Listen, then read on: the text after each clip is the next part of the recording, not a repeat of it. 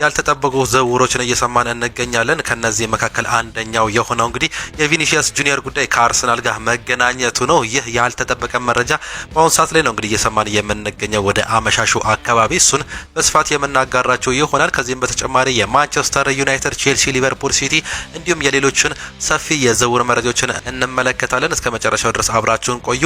እኔም ቀጥታ ወደ ፕሮግራሞቻችን ልለፍ።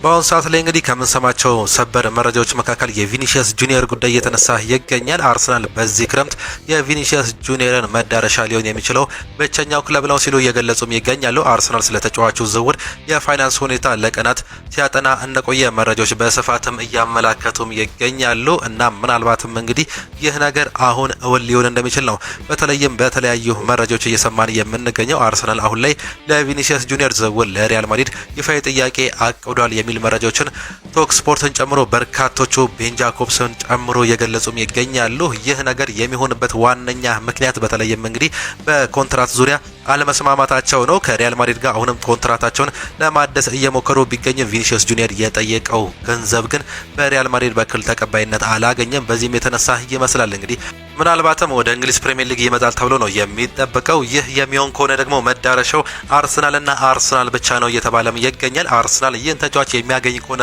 ደግሞ እጅግ በጣም ትልቅ ዝውውር ይሆናል ተብሎ ይጠበቃል። ከዚህ በፊት እንግዲህ አርሰናል የሚፈልጋቸው ተጫዋቾች አልተሳኩላቸውም ነበር። በተለይም በአሁኑ ሰዓት ላይ የምናስታውሰው የሞርጋን ሮጀርስ ጉዳይ ነው። ሞርጋን ሮጀርስን ከወራት በላይ ነበር ሲከታተለው የነበረው። በስተመጨረሻም ግን በ48 ሰዓታት ውስጥ ነበር ቼልሲ ይህን ተጫዋች ሪካርድ በሆነ ዋጋ ማስፈረም የቻለው። ከዛም በኋላ የተለያዩ ተጫዋቾችን እየተመለከተ ይገኛል። ከነዚህ መካከል አንደኛው የሆነው ያን ዲያማንዴ ጉዳይ ነው። ያን ዲያማንዴ እንግዲህ ከዚህ በፊት እንደምናስታውሰው ሊቨርፑል ይፈልገው ነበር፣ ነገር ግን እዛ አልሄድም ብሎ ይፋዊ ንግግር ካደረገ በኋላ እንግዲህ ከዝውውሩ መውጣታቸው እናስታውሳለን። ወደ ፓሪስ ሰን ዠርሜን መሄድ እፈልጋለሁ ሲሉ ገልጾም ነበር። ካሁን በኋላ ደግሞ ይህ ዝውውር የመጠለፍ እድል እንዳለው በአሁኑ ሰዓት ላይ እየሰማንም እንገኛለን። ያን ዲያማንዴ በአሁኑ ሰዓት ላይ ስሙ የሚያያዘው እንግዲህ ከሪያል ማድሪድ ጋር ከሎስ ብላንኮቹ ጋር መሆኑ ነው እየተሰማም የሚገኘው። በተለይም የቀኝ ክንፍ የአጥቂ ስፍራቸውን ለማጠናከር ሲሉ ይህን ተጫዋች እየተመለከቱ ይገኛሉ። ይህ ተጫዋች በሁለቱም አቅጣጫ መጫወት ይችላል። ጥሩ ተጫዋችም ነው። የግራ እግር ተጫዋችም ነው። እንዲሁ ድሪብሊንጉ እጅግ በጣም የተሻለ ተጫዋችም ያደርገዋል። ፊውቸሩ እጅግ ጥሩ እንደሆነ በርካቶቹ የሚያምኑበት ተጫዋች መሆኑን ነው እየተመለከተን የምንገኘው። በዚህም የተነሳ እንግዲህ በርካታ ክለቦች እየፈለጉትም ይገኛሉ። እናም ከዚህ በፊት ከአርሰናል ጋር ስሙ ሲያያዝ ቆይቶም ነበር። ነገር ግን በአሁኑ ሰዓት ላይ ስሙ ከሪያል ማድሪድ ጋር እየተያዘ የሚገኘው የተጫዋች እንግዲህ ወደዛ ይሄዳል ተብሎ በሚጠበቅበት በዚህ ሰዓት ደግሞ ቪኒሲየስ ጁኒየር ከአርሰናል ጋር ስሙ መያያዙ እንግዲህ ያልተጠበቀ ሲሉ በርካቶቹ እየገለጹትም ይገኛሉ። አርሰናል ይህን ተጫዋች እንግዲህ የግሉ ለማድረግ እጅግ በጣም ይፈልጋልም ተብሎ በይፋም እየተገለጸም ይገኛል። ምናልባት ከባድ የሚያደርገው ነገር የዝውውሩ ሁኔታም ነው። ከፍተኛ ገንዘብ ከሚጠይቅባቸው የዓለማችን ትላልቅ ተጫዋቾች መካከል አንደኛው ተደርጎም ይወሰዳል። በተለይም በአሁኑ ሰዓት ላይ ሚድል ተጫዋቾች የምንላቸው እንኳን እስከ 100 ሚሊዮን ፓውንድ ነው እየተጠየቀባቸው የሚገኘው። እናም ዓለም ላይ እንግዲህ ለውጥ ይፈጥራሉ ተብሎ የሚጠበቁ እንደ ቪኒሲየስ ጁኒየር እንዲሁም ደግሞ ሌሎችን እንደ ላሚን ያማል ተጫዋቾችን አይነት ኤርሊንግ ብሮት ሃላንድን ብንመለከት እንግዲህ ከ200 ሚሊዮን ፓውንድ በላይ ይጠየቁባቸዋል ተብሎ የሚጠበቁ ተጫዋቾችም ናቸው። ነገር ግን ይህ ነገር ምናልባትም ለአርሰናል እጅግ በጣም ከባዱ የዝውውር ገንዘቡ ሊሆን እንደሚችል ነው የሚገለጸው። አርሰናል በዚህ ዓመት እንግዲህ የግራ ክንፍ የአጥቂ ቦታውን ለማጠናከር ይፈልጋል። ሊያንድሮ ትሮዛርደን ወደ ቤሽክታሽ ከላከ በኋላ የጋብሪኤል ማርቲኔሊ ጉዳይ እስካሁን ድረስ አልተረጋገጠም። ተጫዋቾችን የሚያመጡ ከሆነ በዛ ቦታ ላይ ያለ ጥርጥር የመሸጥ እድል አለው። ትክክለኛ ገንዘብ የሚቀርብለት ከሆነ ክሪስቶስ ዞሊስ እንግዲህ ዛሬ በዝግ ስቴዲየም በተደረገ ጨዋታ አሲስት ማድረጉን እየሰማን እንገኛለን። ይህን ተጫዋች ማምጣትም ችሏል። ነገር ግን የተጫዋች ቤስት 11 ውስጥ ይገባል ተብሎ የሚጠበቅ ተጫዋችም አይደለም። ቪኒሲየስ ጁኒየርን ግን በዛ ቦታ ላይ አገኙ ማለት ምናልባትም አርሰናል እንግዲህ ትክክለኛ ገንዘብ አቅርቦ የሚያገኝ ከሆነ እጅግ እድለኛም ያደርጓል። በድሪብሊንጉን፣ በአጨራረሱ፣ በአሲስቱ እጅግ የተወደደም ተጫዋችም ነው። በተለይም እንግዲህ ሮድሪ የባላንዶር ዋንጫውን ባነሳበት አመት ቪኒሲየስ ጁኒየር በርካቶቹ ማንሳት አለበት ብለው የሚተማመኑበትም ተጫዋችም ነበር። በአንድ ለአንድ ግንኙነት እጅግ በጣም የተሻለ ተጫዋች እንደሆነ፣ ኳሊቲ የሆነ ተጫዋች እንደሆነ በርካቶቹም ያምናሉ። እናም በ25 አመት አካባቢ ላይ የሚገኘው ይህ ብራዚላዊ ተጫዋች እንግዲህ በአሁኑ ሰዓት ላይ ከአርሰናል ጋር ስሙ መያያዙ እንግዲህ ምናልባትም እንግዲህ ይህ የሚሆን ከሆነ እድለኛ ያደርጋቸዋል ተብሎ እየተጠበቀም ነው የሚገኘው። ይህም ያልተጠበቀ ሰበር መረጃ ሆኖም ተገኝቷል። ሌላኛው ከአርሰናል ጋር የምናነሳው መረጃ ኒውካስል አዲስ አማካይ ማስፈረሙ የብሩኖ ጉማሬዝ የወደፊት እጣ ፈንታ ላይ ጥያቄዎችን እያስነሳ እንደሚገኝ ነው እየተገለጸ የሚገኘው።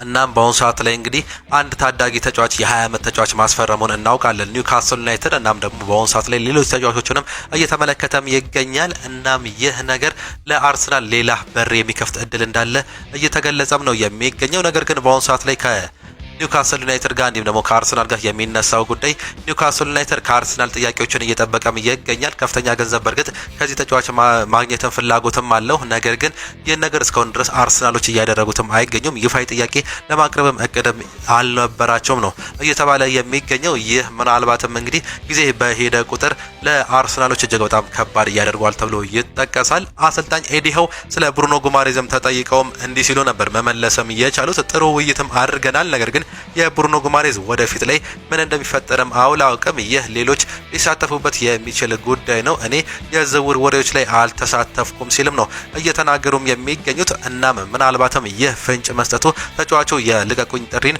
እንደሚያቀርብ ወይም ደግሞ ከክለቡ ጋር የመለየት እድል እንዳለው ነው በስፋትም እየገለጹት የሚገኙት። ይህም ደግሞ ለአርሰናል እንግዲህ ምናልባትም ትልቅ እድል ይፈጥራል ተብሎ እንደሚጠበቅ መረጃዎችም በአርሰናል ቤት ሰማን። ወደ ማንቸስተር ዩናይትድ መረጃዎቻችን ስናመራ እንግዲህ ማንቸስተር ዩናይትድ አሁንም ቢሆን የአማካይ ስፍራ ተጫዋቾችን እየተመለከቱም ይገኛሉ። ከነዚህ መካከል አንደኛው የሚሆነው የማኑ ኮኔ ጉዳይ ነው። የማንቸስተር ዩናይትድ ሰዎች ከማኑ ኮኔ ጋር ንግግር ላይ የቀረቡ ሲሆን ነገር ግን በአንዳንድ ነገሮች ላይ እንዳልተስማሙ መረጃዎችም ያሳያል። ሮማ ጋር የሚያደርጉት ድርድር እንግዲህ ምናልባትም ፈጣን ሊሆን እንደሚችል እየተገለጸ ሲሆን በተለይም ሪሊዝ ክሎዝ ያለው ተጫዋችም ነው። እስከ 52 ሚሊዮን ፓውንድ ሊከፈልበት የሚችል ተጫዋች እንደሆነም ይገለጻል። እና ማንቸስተር ዩናይትድ ፌር ነው ክፍያው ብለውም ያምናሉ። ከዚህ በፊት እንግዲህ የተለያዩ ተጫዋቾችን ተመልክተው እንደነበር እናስታውሳለን። ወደ ማንቸስተር ሲቲ ወደ ተቀናቃኝ የሄደውን ኤሊዮት አንደርሰንን ጭምር እንግዲህ ተመልክተው እንደነበር እናስታውሳለን። 116 ሚሊዮን ፓውንድ ነበር የተጠየቁት። ነገር ግን በ120 ሚሊዮን ፓውንድ አካባቢ እንግዲህ ሁለት ተጫዋቾችን ማስፈረማቸውን እንዲሁ እናውቃለን። የዩሪ ቴሌማንስ እንዲሁም ደግሞ የአንድሬ ሳንቶስ የሁለቱ ክፍያ 110 አካባቢ ሚሊዮን ፓውንድ የሚጠጋ ነው። አንድ ተጫዋች ከመግዛት ይልቅ ሁለት ጥሩ ተጫዋቾችን መግዛት ማንቸስተር ዩናይትድ አማራጭ አድርገው እየተመለከቱት የሚገኙት ነው። ሌላኛው እነዚህ ተጫዋቾች እንግዲህ በእንግሊዝ ፕሪሚየር ሊግ ላይ የተሳተፉ ማለትም ተጫውተው የሚያውቁ ተጫዋቾች መሆናቸውን ተከትሎ ልምድ ያለው አንደኛው ደግሞ ወጣት መሆኑን ተከትሎ ለማንቸስተር ዩናይትድ ትልቅ ጥቅምን ይሰጣል ተብሎ ይጠበቃል። እናም አንድ ተጫዋች ከእንግሊዝ ፕሪሚየር ሊግ ውጪ ቢመለከቱ ምንም እንደማይሆን ማለትም በዛ ቦታ ላይ ያ ተጫዋች እስኪላመድ ድረስ እነዚህ ተጫዋቾች ያን ቦታ ከበር ማድረግ እንደሚችሉ እንደሚያምኑም ነው መረጃዎችም የሚያሳዩት። ማኑ ኮኔ በዓለም ዋንጫው ላይ ያሳየው እንቅስቃሴ በተለይም እንግዲህ ከኦሪዮል ሸዋሚኒ በተለየ መልኩ ኳስ የመንጠቅ አቅሙ እንዲሁም ደግሞ ከኳስ ጋር ያለው ምቾት ድሪብሊንጉ ከተጫዋቾች ጋር ያለው እንቅስቃሴ እጅግ በጣም ልዩ ነው። ኢንቴንሲቲውም እጅጉ የሚወደድ ተጫዋች ሲሆን እንዲሁም በእንግሊዝ ፕሪሚየር ሊግ ራሱን ማሳየት የሚችል እጅግ በጣም ጠንካራ ተደርጎ የሚወሰድ ተጫዋች መሆኑ ነው የተገለጸው። ነገር ግን በአሁኑ ሰዓት ላይ አንዳንድ ድርድሮች ላይ እንዲሁ እንቅፋት እንዳለ በማንቸስተር ዩናይትድ በኩል እየተገለጸም ይገኛል። ሌላኛው አሌክስ ስኮት አሁንም ከማንቸስተር ዩናይትድ ጋር ስሙ የሚያያዝ እንደሆነ ከዚህ በፊት ገልጸንላቸውም ነበር። ይህ ተጫዋች አሁንም ቢሆን ግን በማንቸስተር ዩናይትድ ራዳር ውስጥ የሚገኝ ሲሆን በርንማውዞች ከፍተኛ ጥያቄ ወይም ደግሞ ከፍተኛ ገንዘብ ለዚህ ተጫዋች መጠየቃቸው ምናልባት ማንቸስተር ዩናይትድ ከዝውውሩ ሊያወጡት ይችላሉ ተብሎ ይጠበቃል።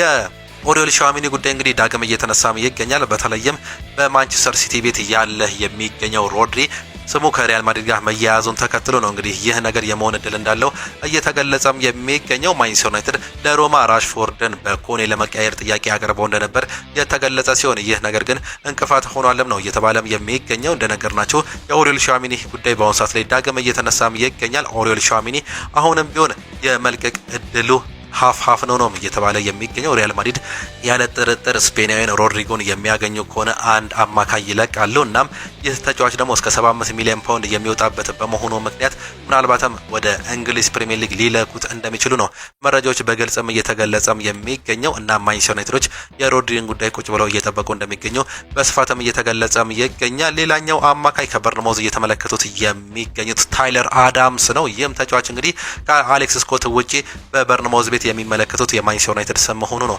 መረጃዎች እያመላከቱት የሚገኙት። እናም ይህንን እድል ለመጠቀም ፍላጎት አላቸው ተብሎ እንደሚጠበቅ መረጃዎችም እያመላከቱን ይገኛሉ። ከማንቸስተር ዩናይትድ መረጃዎቻችን ወጣ ስንል ደግሞ ወደ ቼልሲ መረጃዎቻችን እናምራ።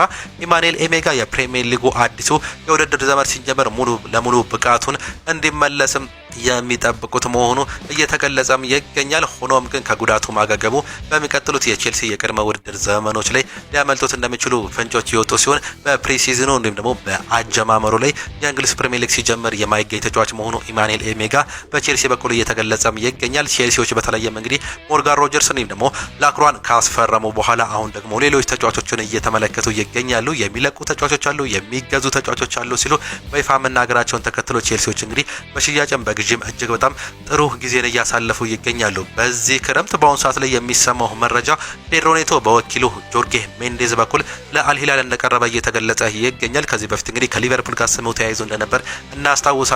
የማይሸጥ ተጫዋች ነው ብለው አልወሰኑበትም። ነገር ግን የሚፈልጉት ተጫዋች ነው። ትክክለኛ ገንዘብ የሚቀርብላቸው ከሆነ ይህን ፖርቹጋል ተጫዋች የመሸጥም ፍላጎት እንዳላቸው እንዲሁ በጭምጭምታዎች በኩል እየተሰማም ነው የሚገኘው። እናም ይህን ተከትሎ እንግዲህ ቼልሲዎች በዚህ ሁኔታ ላይ ውሳኔያቸው ምን ይሁን እስካሁን ድረስ አልታወቀም እየተባለም ይገኛል። ቤን ጃኮብስ ቼልሲ እንዲሁም ደግሞ ኮሞ ለትሬቨር ቻሎባ ዝውውር ወደ ስምምነት እየተቃረቡ ነው ሲልም ይገልጻል። የኮሞ የቅርብ ጊዜ 26 ሚሊዮን ፓውንድ ጥያቄ ከቼልሲ የሚጠበቀውን ዋጋ ያለውን ልዩነት አጥብቆም አሳንሶታል። ሁለቱም ክለቦች ውይይቱን በዚህ ሳምንት መጨረሻ በፍጥነት ለማጠናቀቅ እየሰሩ እንደሚገኙ መረጃዎች እያሳዩም ይገኛሉ። እናም ቼልሲዎች በአሁኑ ሰዓት ላይ እንግዲህ ትሬቨር ቻሎባን የሚለቁ ከሆነ እንዲሁም ሌሎች ተጫዋቾችን የሚለቁ ከሆነ በመከላከልም በማጥቃትም ቦታ ላይ የሚመለከቷቸው ተጫዋቾች አሉ ተብሎ ይጠበቃል። በተለይም እንግዲህ ሌሎች ተጫዋቾች በአሁኑ ሰዓት ላይ እነ ሊያም ዴላፕን ጨምሮ ኒኮላስ ጃክሰን እንዲሁም ሌሎች ተጫዋቾች የመሸጥ እድላቸው እጅግ በጣም እየሰፋም ይገኛል።